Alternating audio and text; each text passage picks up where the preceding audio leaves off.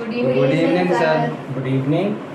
तो आज अंतर्राष्ट्रीय प्रौद्योगिकी दिवस है, तो थोड़ा प्रौद्योगिकी का और विज्ञान का इस्तेमाल कर लिया जाए। आपने आज तक एक्सपेरिमेंट देखे होंगे और उन एक्सपेरिमेंट से थ्योरियाँ समझी होंगी।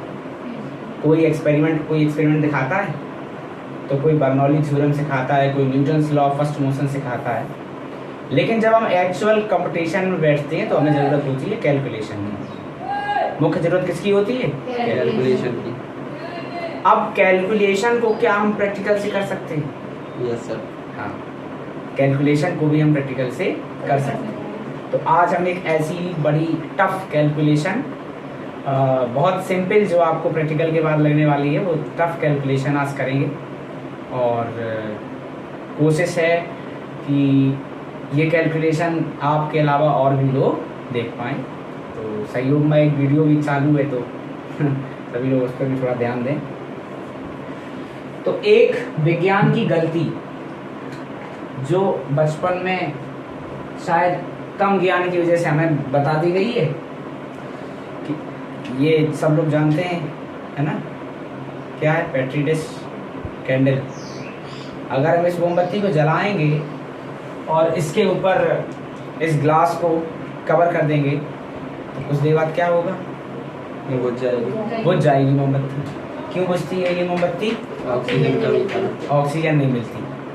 ऐसे ही कुछ जवाब की आशा थी मुझे आपसे। आप ऐसे ही कुछ जवाब देंगे। चलो, तो इसकी थोड़ा सच्चाई जान लेते हैं। फैन ऑफ कर दो। Fan of. बत्ती को हमने इस पे रख लिया है। अब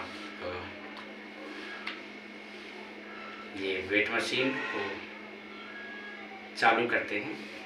अब हम इसका वेट करेंगे, ठीक? नोट करिए, 34.63 ग्राम। क्या है? उसको जूम करके दिखा देना। 34.63 ग्राम। ओके, 34.63 ग्राम। अब इसको हम जला लेते हैं।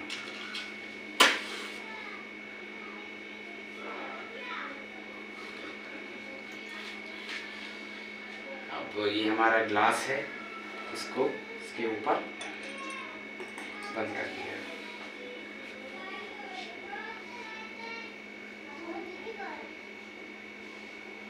बुझ गया? बुझ गया पूरी तरह। अब इसका वेट दोबारा से करते हैं। 34.62 ग्राम। कितना वजन निकला? 34.62 ग्राम। यानी कि अगर कैलकुलेट करेंगे तो ये 0.01 ग्राम मोम जला। कितना मोम जला? 0.01 ग्राम। तो कितना मोम जला? 0.01 ग्राम। कितना? 0.01 ग्राम। अब सवाल ये उठता है कि ऑक्सीजन खत्म हो गया, इसलिए मोमबत्ती जो है वो बुझ गई। और कितना मोम जलने के बाद बुझ गई? 0.01। अब कैसे मालूम कि ये मोमबत्ती ऑक्सीजन खत्म होने की वजह से बुझी है? अगर ये हमको मालूम चल जाए कि इस ग्लास में कितना ऑक्सीजन था, तो हमको मालूम चल जाएगा कि कितना ऑक्सीजन खर्च हुआ इतने मोम जलने के लिए। मालूम चल जाएगा ना? Yes sir. कैसे पता करेंगे इसमें कितना ऑक्सीजन था? इसमें कितना ऑक्सीजन आ सकता है? कैसे मालूम करेंगे? वेट करने से मालूम चलेगा क्या? नहीं चलेगा ना, क्योंकि तो हवा के साथ तो लेगा ना। हाँ, ये एक बेलन है, बेलनकार है ये, है ना, ये टम्बलर है पूरी तरीके से। तो अगर इसके अंदर का हमें क्या मालूम चल जाए? आयतन। तो हमको मालूम चल जाएगा इसमें कितनी हवा थी। आयतन कैसे निकालते हैं? बेलन का आयतन, बेलन का आयतन कैलकुलेट करते हैं तो फार्मूला होता है 4/3 पाई आर। नहीं, पाई r² h। क्या होता है? Pi are square H. Pi are square H. Pi fixed value है, मालूम क्या करना है? R and H। एच। तो हम इसका आर रेडियस नाप सकते हैं। तो यहाँ पे इसका जो डायमीटर, क्योंकि ये डायमीटर है, व्यास है, हाँ। त्रिज्या आधी होगी ना, हाँ। तो जो इसका डायमीटर है वो डायमीटर पूरा है 6.4। 6.4 सेंटीमीटर। डायमीटर कितना है? 6.4 सेंटीमीटर। 6.4 सेंटीमीटर। तो अगर एरिया निकालेंगे तो बाई 2 करेंगे, हाँ। यानी 3.2 सेंटीमीटर। ऊंचाई हम नाप सकते हैं, pi R H, pi are square H. 9.7 ऊंचाई क्या है? 9.7, कुछ कम 10। तो हमको ऊंचाई मिल गया टम्बलर का 9.7। क्या कैलकुलेट करेंगे? इसका आयतन। अब इसका जितना आयतन है उतनी इसमें हवा होगी। क्या होगी? हवा। लेकिन हमको इसमें मालूम क्या करना है? ऑक्सीजन। ऑक्सीजन। हवा में कितने परसेंट ऑक्सीजन होता है? 21%। 21%। हाँ। तो जितनी इसमें हवा होगी उसका 21% क्या होगा? ऑक्सीजन। हाँ। तो यहाँ पे आयतन का फॉर्मूला 3.4 इंटू आर है आपका 3.2 स्क्वायर इंटू एच ऊंचाई है आपका 9.7। तो आयतन V कैलकुलेट करिए, कैलकुलेट करिए। ये मोबाइल में डाटा भी सेव करते रहना चाहिए, कैलकुलेट करते हैं।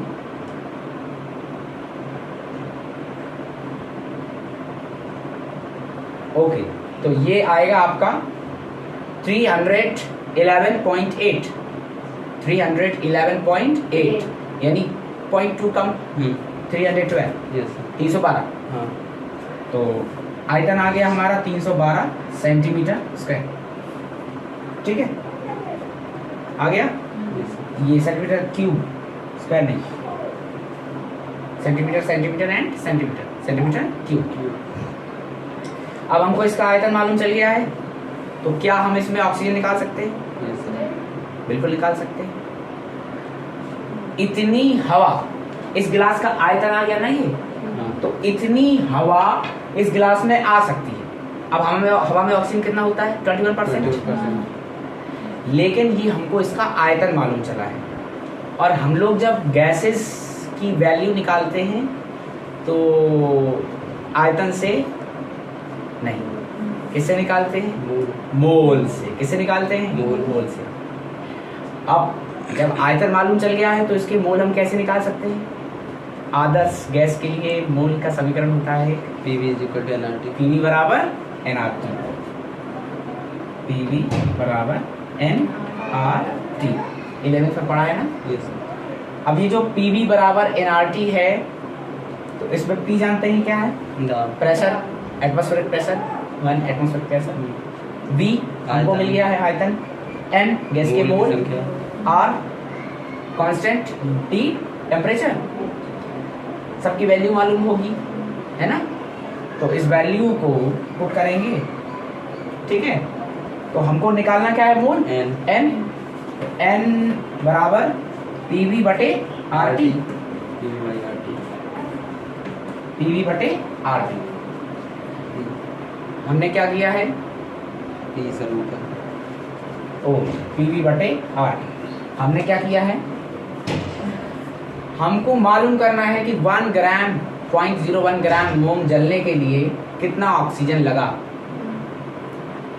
तो हमको मालूम होना चाहिए इसमें कितना ऑक्सीजन था। ऑक्सीजन कैसे मालूम चलेगा? कि इसमें टोटल हवा जितना होगा उसका 21% ऑक्सीजन होगा।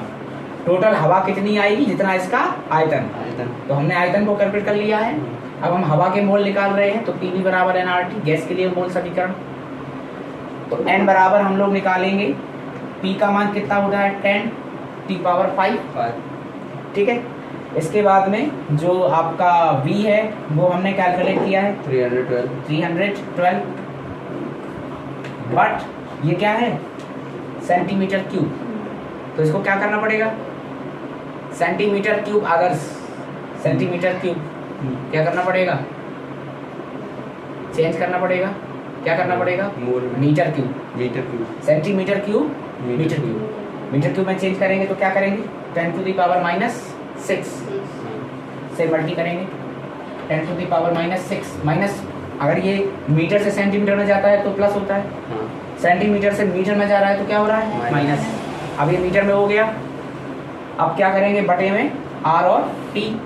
टेम्परेचर 300 केल्विन रूम टेम्परेचर पे हुआ है ना ये 270 ये जो प्रैक्टिकल का घटना हुआ है ये किस टेम्परेचर पे हुआ है? रूम टेम्परेचर पे, है ना? तो approximate 300 kelvin room temperature kelvin में, degree Celsius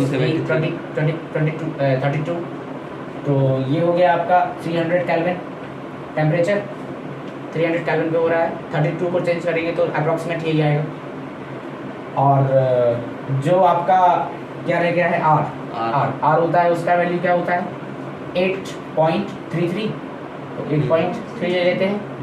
calculate now. Copy पे करिए आप लोग, मैं कर लेता हूँ फ़ोन में मुझे फ़ोन अलाउड है, आपको नहीं तो इसको कैलकुलेट करते हैं।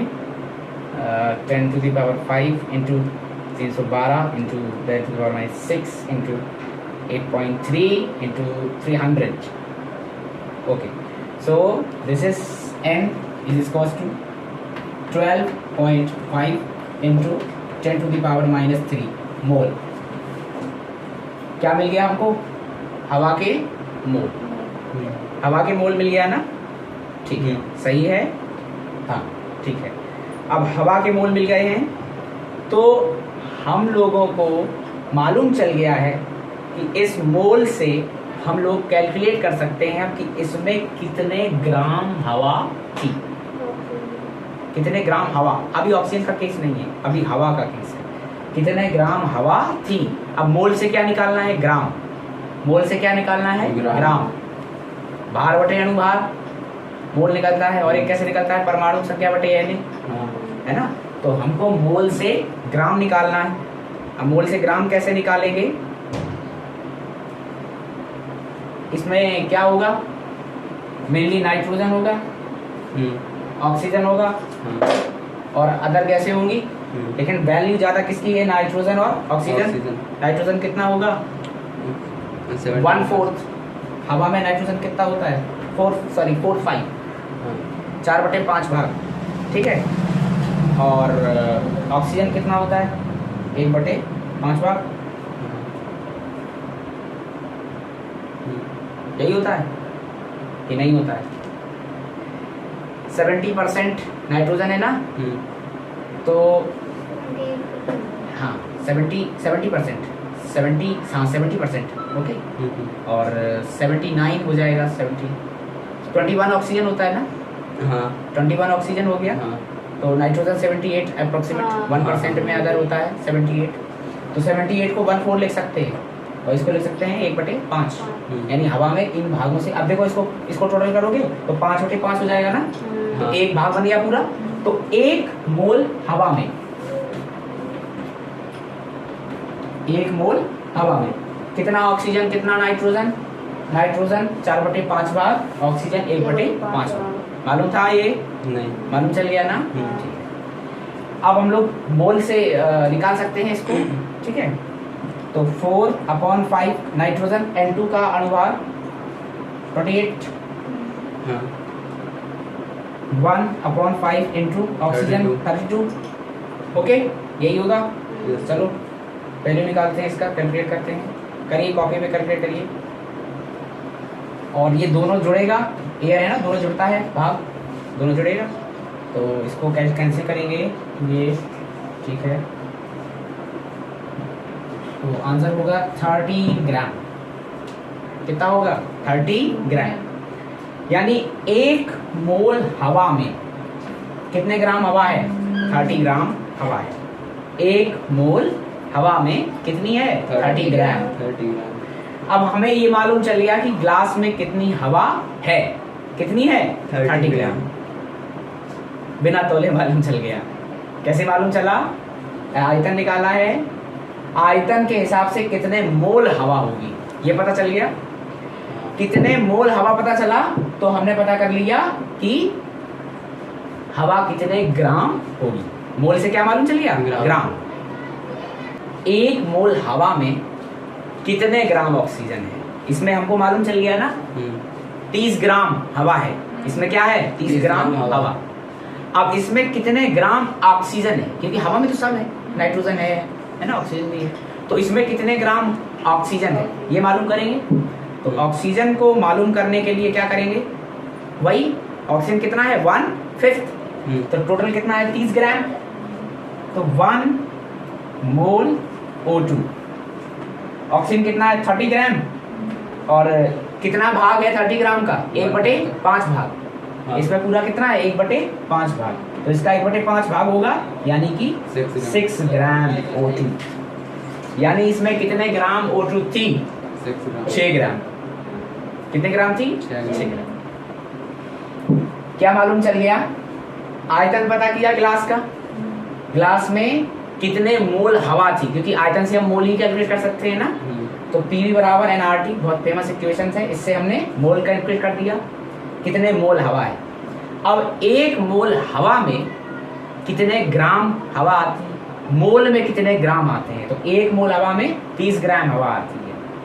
1 मोल में 30 ग्राम। तो इस 30 ग्राम में O2 कितना होगा? 6 ग्राम, क्योंकि 1/5 होता है ना, तो कितना हो गया? 6 ग्राम। अब हमको मालूम चल गया है कि ये 6 ग्राम है। तो अब हम मालूम करेंगे कि जो टोटल एयर टम्बलर में होगी वो कितनी होगी? 30 gram. Total air oxygen, total air में ऑक्सीजन टम्बलर में कितनी थी? ये तो 1 मोल का आ गया ना। अब इसमें कितने मोल थे? वो मोल निकाले थे अभी हमने। कितने मोल थे? 12.5 इंटू 10⁻⁵ इतने मोल थे ना। एक पेन 20 रुपए का है, तो 20 पेन कितने के हुए? 20 इंटू 20, 400 के। एक पेन 20 रुपए का, तो 20 इंटू 20। तो अगर 1 मोल में 6 ग्राम आता है, तो इतने मोल में कितने ग्राम आएगा? इसका इसमें इंटू कर देंगे। 1 मोल 6 ग्राम, तो इतने मोल कितने ग्राम? इंटू कर देंगे। करिए। 75 है, तो 10⁻³ ये 75 ग्राम आया है। 10⁻³ करोगे तो 0.075 ग्राम। ये -3 घातें थी, तो 1 2 और 1 0 लग गया, 3 के बाद 7 हो गया। ठीक है, तो हमको मालूम चला ग्लास का आयतन। आयतन से निकाले हवा के मोल, हवा के मोल से ग्राम में हवा निकाल ली है। ग्राम में हवा मालूम चल गई है, तो हमने देखा कि टोटल हवा में ऑक्सीजन होगा 1/5, तो उससे 6 ग्राम हवा मालूम चल गई O2 में। O2 6 ग्राम हो गई हवा में। और टोटल मोल कैलकुलेट कर लिए हमने। टोटल O2 के मोल कितने हैं? टोटल मोल ऑफ O2 मालूम चल गया हमको कितना है। ठीक, अब हमको कुल मिला के ये मालूम चला कि टोटल इतने ग्राम O2 ग्लास में थी। 1 मोल में कितनी होती है? 6 ग्राम। 1 मोल में 6 ग्राम, और टोटल हवा 30 ग्राम, O2 6 ग्राम। तो नाइट्रोजन कितना बचा? 24 ग्राम। टोटल 30 ग्राम थी, 6 ग्राम O2, तो 24 ग्राम नाइट्रोजन। नाइट्रोजन से मतलब नहीं है हमको, अभी हम O2 की बात कर रहे हैं। अब हमको टोटल, अगर हमें इसका वेट मिल गया है, टोटल हमें इसका वेट मिल गया है, तो हम क्या करेंगे? अब हम निकालेंगे इतने ग्राम O2 थी। अब हम निकालेंगे, भाई इसमें मालूम चल गया कितनी O2 थी। ग्लास में कितनी O2 थी? 0.075 ग्राम, इतनी O2 थी इसमें। अब हमको अगर ये मालूम चल जाए कि इस मोमबत्ती को जलने के लिए कितनी O2 लगी, उसको कैसे कैलकुलेट करेंगे? जो मोमबत्ती होता है एक वैक्स का बना होता है। वैक्स, कौन सा वैक्स होता है? Paraffin wax. कौन सा वैक्स है? Paraffin wax. ये वैल्यू सारा नोट करते रहिए, है ना, मैं फोन में नोट कर लिया हूँ। पैराफिन वैक्स होता है, ये क्या होता है? ये एक एल्केन होता है। क्या होता है? एल्केन। ये एल्केन होता है, तो एल्केन का सामान्य सूत्र क्या होता है? CnH2n+2। अब हम देखेंगे कि जो मोम का पैराफिन वैक्स है, लिख दे रहा हूं मैं, पैराफिन वैक्स। ये जो पैराफिन वैक्स है, इस पैराफिन वैक्स ने कौन सा रिएक्शन किया मालूम करेंगे। तो इसका फॉर्मूला पैराफिन वैक्स जिससे मोम बनता है, इसका फॉर्मूला क्या होता है? C32H64। क्या होता है? C32H64। अब ये पैराफिन वैक्स क्या कर रहा है? रिएक्शन बनाते हैं। चलो थोड़ा इसकी केमिस्ट्री निकाल लेते हैं। रिएक्शन बनाएंगे तो रिएक्शन क्या बनेगा? C31, 32 नहीं 31 होता है। Okay, C31H64। इसने क्या किया? O2 से रिएक्ट किया। ये पैराफिन वैक्स है ना, इसने क्या किया? O2 से रिएक्शन किया, और O2 से रिएक्शन करने के बाद इसने क्या बनाया? CO2। क्या बनाया? CO2 plus H2 water. Water ही तो बनता है, वेपोरेशन होता है। तो ये रिएक्शन हो गया। Balance this reaction. बैलेंस करो, बैलेंस। क्या ये बैलेंस है? नहीं है ना? नहीं है सर। बैलेंस करो, balance. Calculator 31। Okay, this is 1, this is 2। ये O हो जाएगा 47। ठीक है, और ये हो गया 31, और ये हो गया 32। हो गया balance sir. 32 to 64H। Okay, 32O and this is 64 74 into 2 balance. Sir. Balance. Okay, yes sir. Balance. अब ये रिएक्शन बैलेंस हुआ है, तो हमको देखना है कि इसमें कितने कितने ग्राम रिएक्ट हो रहा है। तो यहाँ अगर हम कैलकुलेट करेंगे ग्राम में मात्रा, क्या निकालेंगे? ग्राम में मात्रा। तो ग्राम में मात्रा कैसे निकलेगा? ये है पहला, ये है दूसरा, यही तो रिएक्शन कर रहा है ना। तो ग्राम में मात्रा कैसे निकलेगा? इसका भार, अणुभार जो होगा, इंटू 31। तो C12 into 31, C12 into 31। Energy down क्यों हो रही है भाई? एंड प्लस 64 इंटू 1, हाइड्रोजन का 1। Yes sir. हाइड्रोजन का मॉलिक्यूलर वेट क्या है? 1। 1। इसका क्या है? 12 इंटू कर दिया। इसे इसकी ग्राम में मात्रा मालूम चल जाएगी। कैलकुलेट करो। 31 into 12 into 60 plus 64 into 1 61 64। Okay, so the value is 436 gram. Total value 436 ग्राम। इसका वैल्यू कैलकुलेट करते हैं O2 का। ठीक है, ये कितना है? हाँ बताओ बेटा, ये कितना है? 47 इंटू O2 कितना हो गया? 16 16 दूनी 32, 32। टोटल इसको कैलकुलेट करते हैं। 32 इंटू 47, 1504 ग्राम। ओके, ग्राम में मात्रा मालूम चल गई। अब ग्राम में मात्रा मालूम चल गई है, तो हम लोग कह सकते हैं कि 436 ग्राम वैक्स जलने के लिए 1504 ग्राम O2 ले रहा है। ये O2 ले रहा है। मालूम चल गया ना? इतना वैक्स जलने के लिए इतना O2 लगेगा। और कितना है ग्राम में मात्रा? 436 ग्राम वैक्स 1504 ग्राम O2 लेगा। ठीक, लेगा। अब ये मालूम चल गया है, तो हम लोगों को चल जाएगा पता कि 0.1 ग्राम वैक्स कितना मोम लेगा। 0.1 ग्राम वैक्स कितना मोम लेगा? 1504 इंटू 0.1 ग्राम ही तो देखना है, सॉरी 0.01 ग्राम देखना है। कितना था हमारा वैक्स? कितना जला था? 0.01 ग्राम। तो 0.01 ग्राम वैक्स जलने के लिए तो यहाँ इंटू करेंगे 0.01 ग्राम और डिवाइड कर देंगे इससे 436। यही तो करते हैं, आगे तो देते हैं। जब ज़्यादा का वैल्यू दिया होता है, कम का पूछा हो तो क्या करते हैं? भाग। 0.1 ग्राम का पूछा है, इतना O2 ले रहा है इतना जलने के लिए, तो इसको डिवाइड कर दिया। करो, कैलकुलेट करो।